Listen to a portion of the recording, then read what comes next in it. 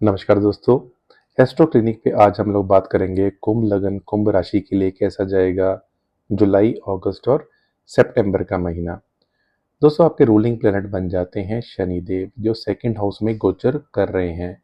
कुंभ राशि वालों की तो शनि की साढ़े का लास्ट फेज चल रहा है, लेकिन फिर भी शनि का सेकंड हाउस में आना, जो भी लगन के मालिक का होके, तो आपका फोकस पॉइंट पैसा कमाना, परिवार के लिए चीज़ें करना या खाना-पीना या घूमने-फिरने की तरफ सोचना, यानी थोड़ा-सा परिवार के साथ जुड़ने का आपका सीन बनेगा ज़्यादा।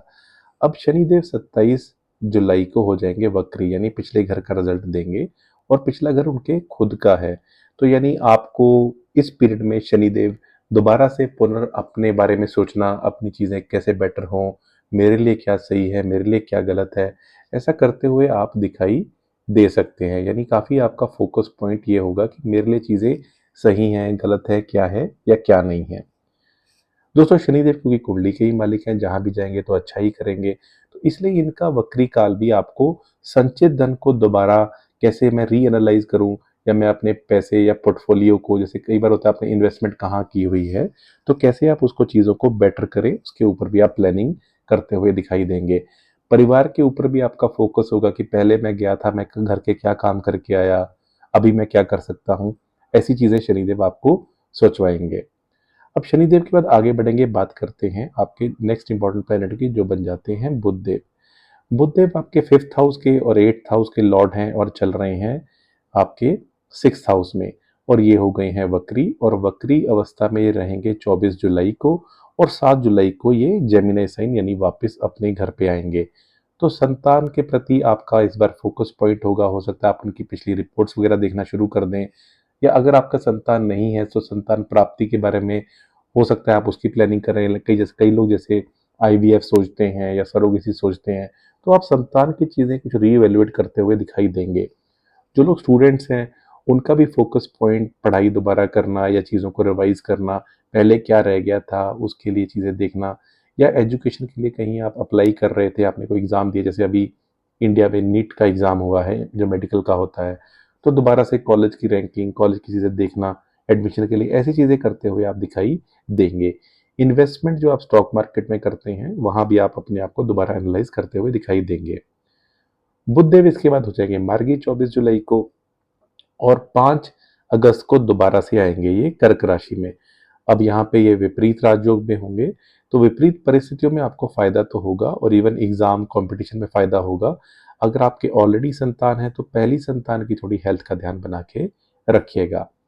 बुध देव 22 अगस्त को चले जाएंगे लियो, यानी कि सप्तम हाउस में, और फिफ्थ हाउस का लॉर्ड का सप्तम में जाना, तो ये लव मैरिज का योग बना देगा। तो हो सकता है अगर आपका कोई रिलेशनशिप हो, पेरेंट्स नहीं मान रहे हो, तो 22 अगस्त के बाद चीज़ें आपकी फेवर में जा सकती हैं, तो आप उसके प्रति आगे बढ़ सकते हैं। बुध क्योंकि व्यापार के भी कारक है, तो व्यापार में भी चीज़ें गति पकड़ेंगी। 22 अगस्त के बाद आपको कोई प्रोडक्ट आपने लॉन्च किया, कोई बिजनेस में कुछ अच्छा किया, ऐसा करते हुए दिखाई देंगे।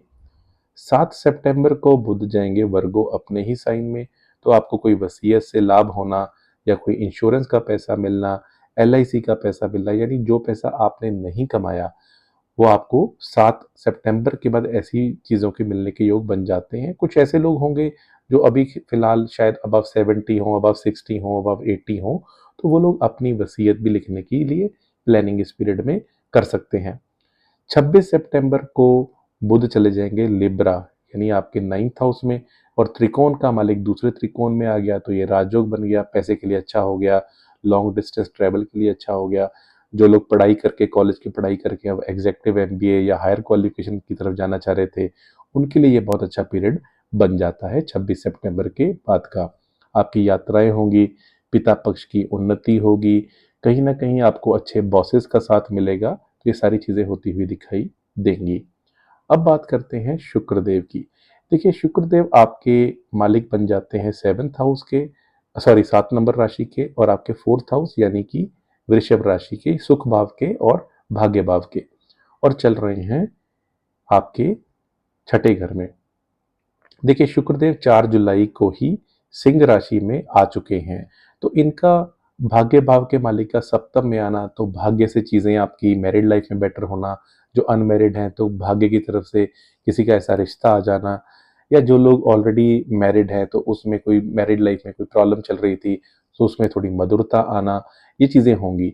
अगर आप मैरिड हैं लेकिन एक्स्ट्रा मैरिटल अफेयर की तरफ लगे हुए हैं तो यहाँ पे आपके लिए थोड़ा प्रॉब्लमेटिक पीरियड भी बन सकता है, क्योंकि राहु की दृष्टि शुक्र पे होगी। तो थोड़ा सा आपको, वैसे तो इन चीज़ों में पढ़ना ही नहीं चाहिए, लेकिन फिर भी आपको ध्यान रखने की ज़रूरत पड़ेगी, और मंगल की भी दृष्टि आएगी, तो इसलिए अपनी मैरिड लाइफ को अच्छा बनाने की कोशिश करें। लेकिन जो लोग सिंगल हैं, मैरिज का योग उनका बन सकता है शुक्र के शुभ परिवर्तन की वजह से। अब इसके बाद जो शुक्र देव हैं ये जाएंगे 1 अगस्त को वर्गो साइन में। वर्गो साइन में वैसे इनकी पावर कम हो जाती है शुक्र की, लेकिन 8वें घर के शुक्र हो, बुध हो, ये शुभ ग्रह हैं, ये अच्छा रिजल्ट देते हैं, स्पेशली धन के मामले में। शुक्र उनके लिए भी अच्छा पैसा दिलाएंगे जो लोग जैसे डायरेक्टर हैं, कि वो पर्दे के पीछे रहते हैं लेकिन मूवी मेकिंग में या उसमें इन्वॉल्व हैं। तो जो लोग छुप के काम करते हैं या जो लोग पर्दे के पीछे रह के काम करते हैं, तो अष्टम स्थान हिडन चीजों को दिखाता है, तो उससे अच्छा लाभ उनको पैसे का मिल सकता है। फिर भी जब भी शुक्र जैसा ग्रह अष्टम में जाता है या छठे घर में हो, तो व्हीकल सावधानी से चलाने की एक हिदायत दी जाती है, तो उस चीज का आपको ध्यान रखना है। अब यही शुक्र 2 सितंबर को चले जाएंगे 9th हाउस में और आ जाएंगे अपने ही घर में। अब आपको भाग्य का पूरा साथ मिलेगा, आपकी डिस्टेंसेस, लॉन्ग डिस्टेंस की ट्रेवल्स होंगी, पिता पक्ष की उन्नति होगी, तो एक बड़ा शुभ पीरियड आपका 2 सितंबर के बाद वेट कर रहा है। हो सकता है आप ट्रैवल में जाएं, टूरिज्म में जाएं, क्रूजेस पे जाएं या हवाई यात्राएं करें, तो ये सारी आपकी स्थितियां बन जाती हैं। दोस्तों इसके बाद आगे बात करेंगे गुरुदेव की। देखिए गुरुदेव का आपके लगन के राशि के लिए बड़ा इंपॉर्टेंट डिपार्टमेंट है, क्योंकि पैसे का और लाभ का डिपार्टमेंट इन्हीं को मिला हुआ है। अब गुरुदेव चल रहे हैं छठे घर में, इनके लिए कोई बहुत मजेदार घर नहीं है, लेकिन ये उच्च राशि में है, ये एक अच्छी बात है। यहाँ बैठे गुरु की दृष्टि पड़ेगी आपके नौकरी भाव के, आपके विदेश के भाव पे, और आपके अपने भाव यानी सेकंड हाउस पे। तो गुरुदेव उन लोगों को, जो लोग लोन लेके बिजनेस करते हैं, बड़ा अच्छा रिजल्ट देंगे। पैसे के मामले में यहाँ के गुरु बहुत अच्छा है। अगर आपकी नौकरी नहीं लग पा रही थी तो नौकरी लगवा देंगे, नौकरी में चीज़ें आपकी बेटर होंगी। अगर आप मल्टीनेशनल कंपनी में काम करते हैं तो उनके लिए बहुत अच्छा है। अगर आपका बिजनेस विदेशों के साथ जुड़ा हुआ है तो उसके लिए भी बहुत अच्छा है। तो ये सारी ही स्थितियां गुरुदेव आपके लिए बहुत अच्छी लेके आ रहे हैं। अब गुरुदेव जो हैं इनकी स्थितियों के बारे में हमने जाना। अब आगे चलेंगे और बात करेंगे शनिदेव की। देखिए शनिदेव जो हैं ये आपके केस में तो लगन के ही मालिक बन जाते हैं, और सेकंड हाउस में जैसे मैंने पहले आपको बताया, लेकिन ये विदेश के घर यानी 12th हाउस के भी मालिक हैं। शनि जब वक्री हुए हैं तो क्योंकि 12वें घर के भी मालिक हैं, तो विदेश में अगर आप रह रहे हैं तो वहाँ पे कोई चीज़ें आपकी ठीक नहीं हो रही थी या वहाँ पे सेटल होने में प्रॉब्लम आ रही थी, तो 12th हाउस के मालिक का वक्री होकर सेकंड हाउस में आना थोड़ा आपके पैसे खर्चवा सकता है विदेश के सेटलमेंट के ऊपर। अगर आप लॉन्ग टर्म प्लानिंग में विदेश में रहना चाहते हैं तो वो आपके लिए चीज़ें यहाँ पे अच्छी होती हुई दिखाई देती हैं। दोस्तों अब आगे बात करेंगे हम मंगल देव की। देखिए मंगल देव आपके थर्ड हाउस के और आपके 10th हाउस के मालिक हैं, 4th हाउस में घूम रहे हैं, एक तरीके का मांगलिक योग बना रहे हैं। अच्छी बात यह है कि नौकरी में चीज़ें आपके लिए बेटर करेंगे, कोई आपकी विशेष इच्छा पूर्ति भी करेंगे, लेकिन फिर भी स्पाउस के साथ रिलेशनशिप अच्छे रखें, उस चीज़ का आपको ध्यान बना के चलना है। तो अदरवाइज इनका गोचर नौकरी करने वालों के लिए, बिजनेस करने वालों के लिए बहुत अच्छा है। बस घर का माहौल अच्छा रखें, मदर के साथ रिलेशनशिप अच्छा रखें, स्पाउस के साथ रिलेशनशिप अच्छा रखें, तो ज़्यादा बढ़िया रहेगा। दोस्तों मंगल देव जो है 2 अगस्त को जाएंगे जेमिनी साइन में यानी थर्ड हाउस 3 नंबर राशि में, और यहाँ बैठे मंगल कहीं ना कहीं आपके, अगर अगर आप ऑलरेडी प्रेग्नेंट है, हमारी बहन है, तो थोड़ा सा प्रेगनेंसी का ध्यान रखें तो अच्छा है। लेकिन नौकरी में फिर भी चीज़ें आप अच्छी करते हुए दिखाई दे रहे हैं, और यहाँ तक कि मल्टीनेशनल कंपनी में काम करने वालों के लिए भी चीज़ें अच्छी रहेंगी। जो लोग स्टूडेंट्स हैं उनका उत्साह बढ़ा हुआ रहेगा, वो मेहनत अच्छी करेंगे अपनी पढ़ाई को लेके, तो ये भी एक अच्छी बात देखी जाएगी। अब मंगल देव 18 सितंबर को आ जाएंगे कर्क राशि में, यहाँ ये नीच के हो जाएंगे और गुरु की वजह से इनका बन जाएगा नीचभंग राजयोग। थर्ड हाउस का मालिक छठे घर में जाएगा, तो थोड़ा अपने छोटे भाई बहन की हेल्थ का ध्यान बना के रखिएगा, इस चीज का आपको ध्यान रखना है। अदरवाइज छठे घर का मंगल आपको कोई लीगल मैटर से बाहर निकालेगा, शत्रु परेशान कर रहे थे उससे आपको बेटर करेगा। तो कुछ चीजें ये अच्छी आपके लिए करने के लिए आ रहा है। दोस्तों अब हम आगे बढ़ते हैं और बात करते हैं सूर्यदेव की। सूर्यदेव आपके 7th हाउस के मालिक होके 5th हाउस में चल रहे हैं। ये फिर से एक अच्छी स्थिति बन गई। 7th हाउस का मालिक का पंचम से कनेक्शन। तो जो भी लोग, जैसे मैंने पहले बताया कि प्रेम रिलेशनशिप में है, मैरिज में कन्वर्ट कराना चाह रहे हैं, कोई प्रॉब्लम चल रही है, अगर कुंडली में अच्छे योग हैं तो आपके लिए अच्छा पीरियड ही बना हुआ है। स्टूडेंट्स के लिए अच्छा पीरियड है क्योंकि कालपुरुष की कुंडली में ये सूर्य का ही घर होता है। जो लोग सरकारी नौकरी में हैं उनके लिए अच्छा पीरियड है। हो सकता है आप गवर्नमेंट की तरफ से ही कहीं पढ़ाई करने, क्या आपका योग बन जाए या पढ़ाई करने वहां जाएं। इसके बाद सूर्य 16 तारीख को चले जाएंगे, 16 जुलाई को कर्क राशि में। यहाँ पे इनका जाना, नौकरी की प्राप्ति होना, सरकारी नौकरी, कंपटीशन में विजय दिलाना, शत्रुओं को परास्त करना, ये सारी चीजों के लिए अच्छा है।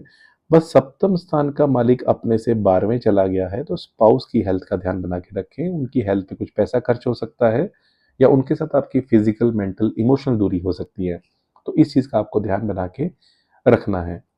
अब सूर्यदेव 17 अगस्त को अपने ही घर में आ जाएंगे, यानी सप्तम स्थान में। तो ये आपके स्पाउस के लिए गोल्डन पीरियड बन जाएगा। आपके खुद के बिजनेस के लिए बड़ा अच्छा रहेगा। तो आपकी थोड़ी सी स्पाउस के साथ हो सकता है ईगो वाली इशू बने, लेकिन फिर भी स्पाउस की तरक्की का योग होना, बिजनेस में चीजें आपकी बेटर होना, आपकी डेली इनकम बढ़ना, ये सारी चीजें होती हुई दिखाई देंगी। दोस्तों सूर्यदेव आगे, क्योंकि महीने के मिडिल में यूजली ये ट्रांजिट करते हैं, तो 17 सितंबर को ये चले जाएंगे आपके कन्या राशि में।